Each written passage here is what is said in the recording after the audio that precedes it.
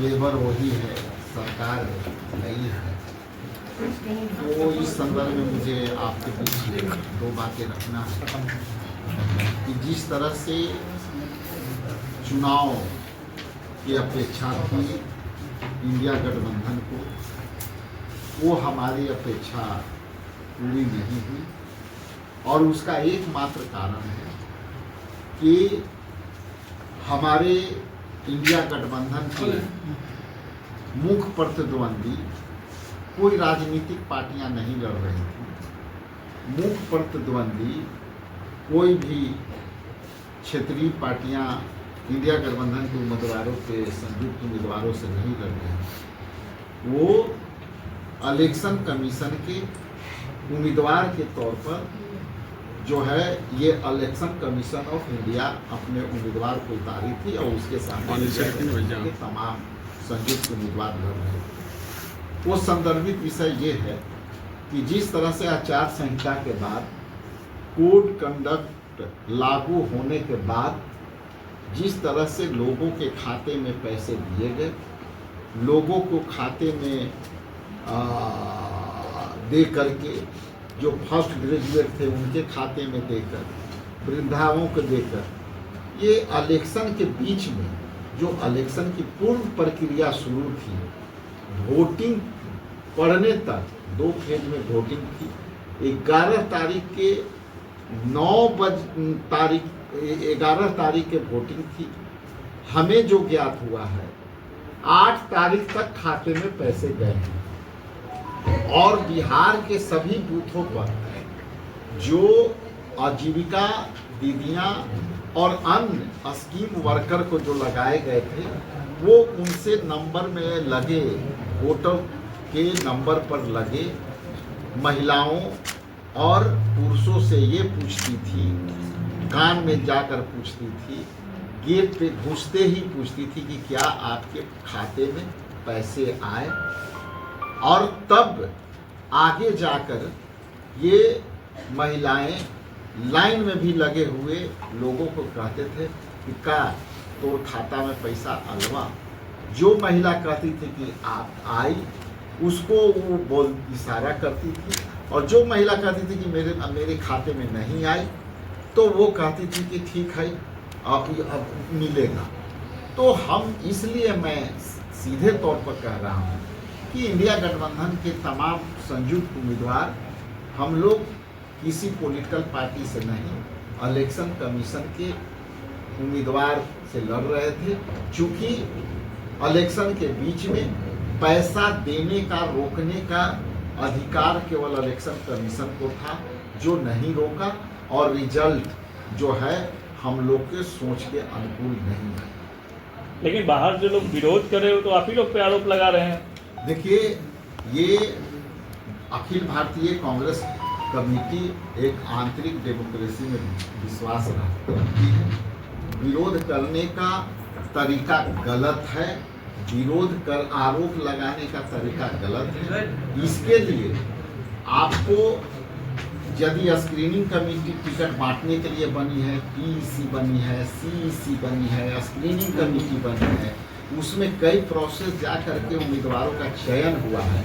उसके बाद भी यदि किसी कार्यकर्ता को, किसी लीडर को ये लगता है कि मेरे साथ अनजस्टिफिकेशन हुआ, तो उसके लिए भी ये फोरम, ये पार्टी के फोरम में रह करके अपनी बात कहना चाहिए। यदि आप असंतुष्ट हैं अपने जो है किसी भी बिहार प्रदेश कांग्रेस कमेटी या किसी केंद्रीय लीडरों से, तो आप उनकी शिकायत केंद्रीय नेतृत्व को आप रिटर्न में मिल करके कर सकते हैं। लेकिन मीडिया में जा करके पार्टी को छवि खराब करना, निराधार आरोप लगा करके और पार्टी के छवि खराब करने का फोरम मीडिया नहीं है। ये अवैध तरीका अपनाए हैं। इसलिए कौन क्या विरोध कर रहा है, वो विरोध करने का तरीका पर सवाल है। वर्कर हैं, उनको यदि सही मायने में कांग्रेसी हैं तो उनको, हमको लगता है कि तरीका भी पता होना चाहिए कि टिकट लेने का तरीका स्क्रीनिंग कमेटी सीईसी है, तो इसका आरोप का भी निदान करने का तरीका फोरम कांग्रेस पार्टी में ऑलरेडी है। उस फोरम पर जाकर के आज भी वो शिकायत कर सकते हैं, वो खुले मन से शिकायत कर सकते हैं, नेताओं से, केंद्रीय नेताओं से मिल करके शिकायत कर सकते हैं। ये सारे विंडो ओपन है। देखिए वही लोग हैं जो चुनाव से पहले भी विरोध कर रहे थे और अभी भी विरोध कर रहे हैं। चुनाव के पहले भी आप लोगों का यही लोग विरोध कर रहे थे जो आज कर रहे हैं। देखिए अब उनकी संख्या आप गिन चुके होंगे। ये लोग जो लोग आरोप लगा रहे हैं, आप इनकी कई विजुअल देखें। ये पहले भी पर जब जो है चुनाव होते हैं, यही 8-10 लोग का आरोप होता है। इसलिए अपनी फोरम पर जाना चाहिए, अपनी फोरम पर शिकायत करनी चाहिए। ये सब पार्टी के यदि वफादार लोग हैं तो सही रास्ते इलेक्शन कमीशन के खिलाफ वोट जाएंगे, इलेक्शन कमीशन के खिलाफ वोट जाएंगे आप लोग। अध्यक्ष जी, जो विरोध करें उन पर कार्रवाई होगी पार्टी की ओर से। ये भी एक प्रक्रिया है, उस प्रक्रिया को अपनाई जाएगी। उस पर काम प्रोसेस है। ये पार्टी नेतृत्व तय करता है कि हमको कौन सा चीज कार्रवाई करनी है, नहीं करनी है। लेकिन अनुशासन सुसंगत कार्रवाई निर्धारित। क्या इलेक्शन कमीशन के खिलाफ कोर्ट जाएंगे आप लोग? महिला प्रदेश सदस्य ने इस्तीफा दिया और उन्होंने कहा कि मुस्लिम नहीं होते तो हमको भी टिकट मिलता। नहीं, देखिए कई मुस्लिम का टिकट मिला है, सभी जाति धर्म के मिला करके मिला है। कास्ट इक्वेशन का भी टिकट मिला है, वो तो देखने का चीज है। राधे जी, क्या इलेक्शन कमीशन के खिलाफ कोर्ट जाएंगे आप लोग? जो विरोध कर रहे हैं उनका कहना है कि 2010 में करारी हार हुई, प्रदेश अध्यक्ष प्रभारी ने इस्तीफा दिया। 19 में कांग्रेस की लोकसभा में करारी हार हुई, राहुल गांधी स्टेप डाउन किए। बिहार में क्यों नहीं जिम्मेदारियां? जो लोग सवाल कर रहे हैं, करारी हार नैतिकता का पाठ अपने देखें कि पार्टी के फोरम पर हमको जाके विरोध करना चाहिए, तब इस पर बात करना चाहिए। यदि नैतिकता का हनन खुद कर रहे हैं मीडिया में जाकर, तो ये कैसी नैतिकता? क्या आप लोग इलेक्शन कमीशन के खिलाफ कोर्ट जाएंगे? पप्पू यादव जी, आपका भी विरोध हो रहा है। आप समझाने आए थे, आप ही के खिलाफ लोग हो गए, कह रहे हैं कि आप दलाल हैं, आप एजेंट हैं। आप ही का विरोध शुरू हो गया। पहले तो 10,000 के चलते ये जीत नहीं है, ये जीत है फर्जी छोड़ी। SIR जो हमारे नेता की शंका थी वो साबित हुई। 49,000 पूर्णिया में वोट कटे। इस तरह इनके यहाँ प्रवीण जी के यहाँ 36,000 वोट कटे।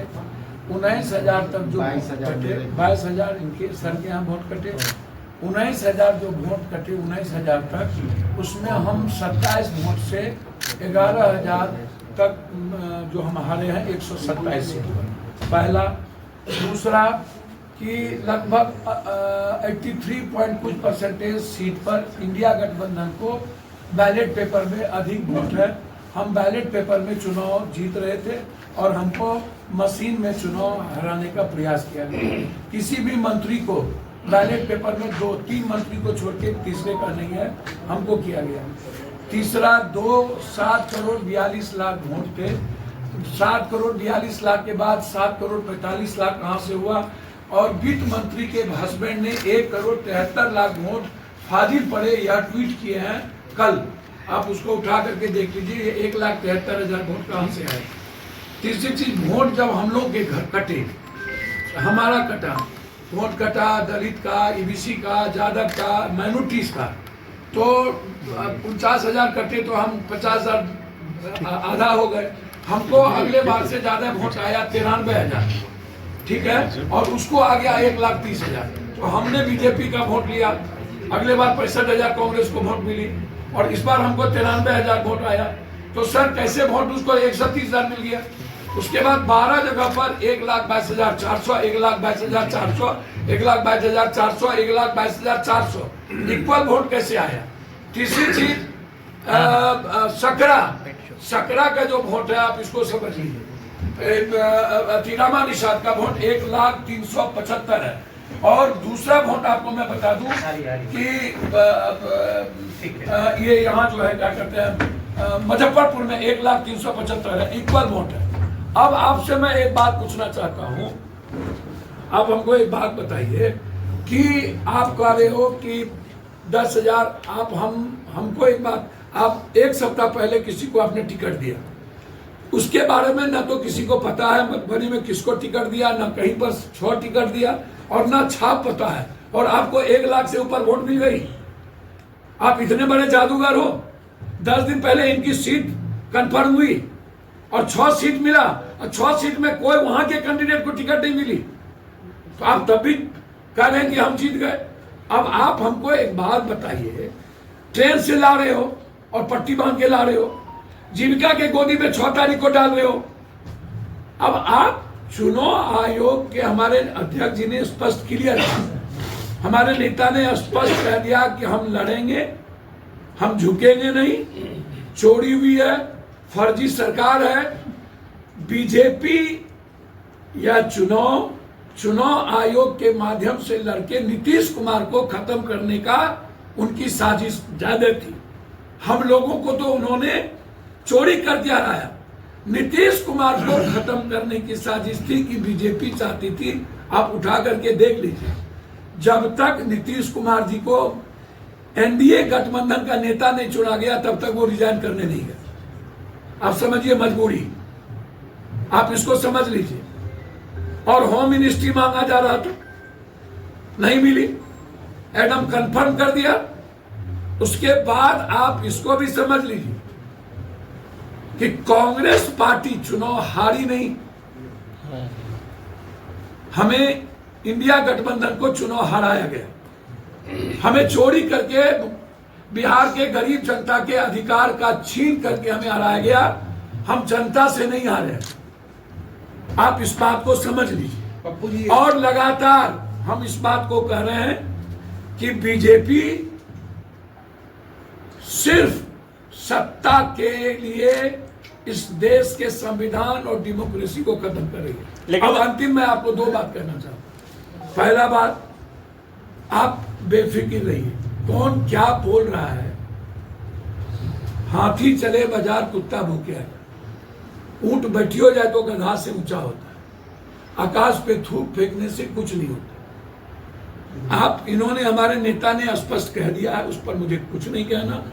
ये अध्यक्ष का दायित्व है, पप्पू यादव का दायित्व नहीं। विरोध तो घर में ही हो रहा है ना। मेरी बात सुनिए ना, नहीं उस पर मैं कुछ नहीं कहूँगा। आप पे जो विरोध हो रहा है उसपे तो बोलिए, आपका जो विरोध किया उसपे तो कुछ बोल दीजिए, आपका क्यों विरोध किया गया? मेरी बात तो सुनिए।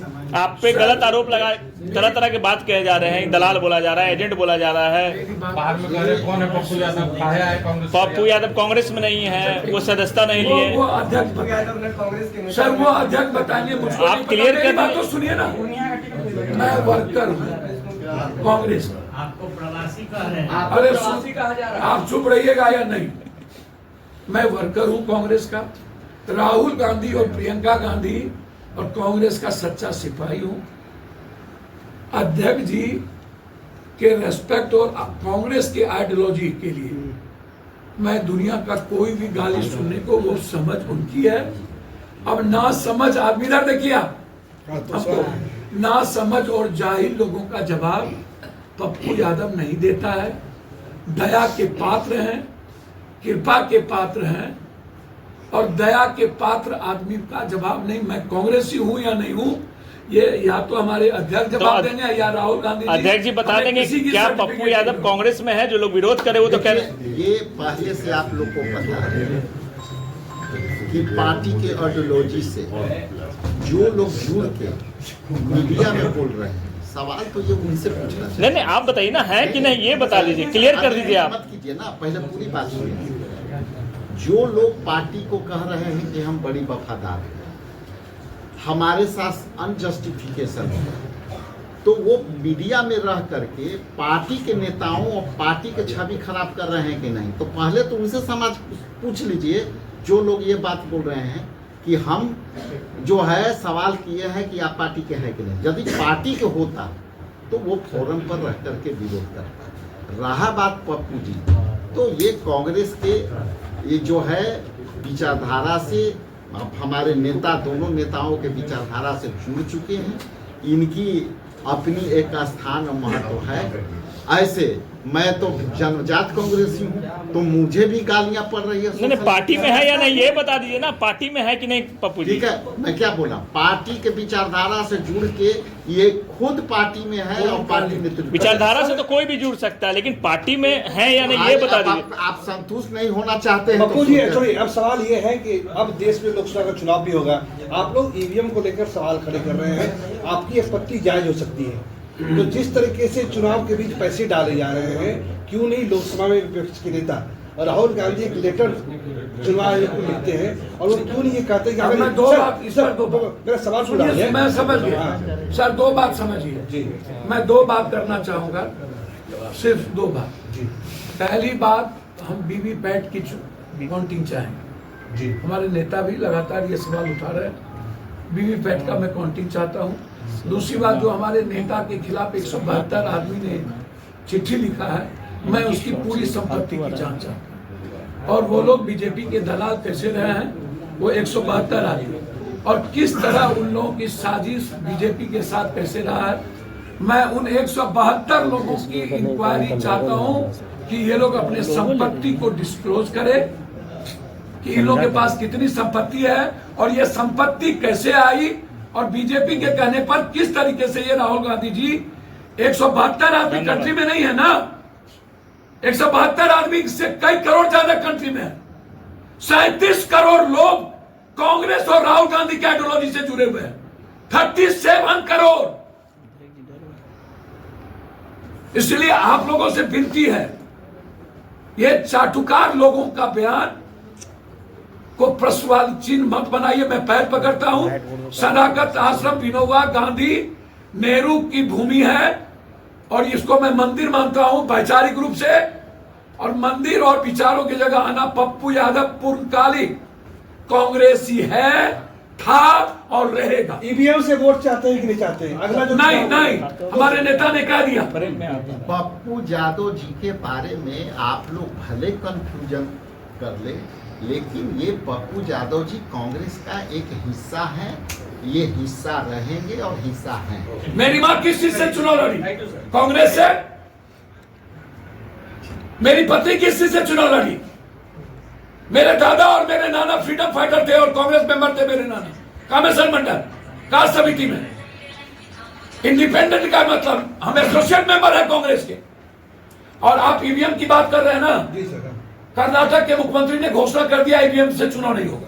यही 2028 के चुनाव में नहीं, उन्होंने घोषणा कर दिया पंचायत चुनाव बैलेट पेपर पकड़ा।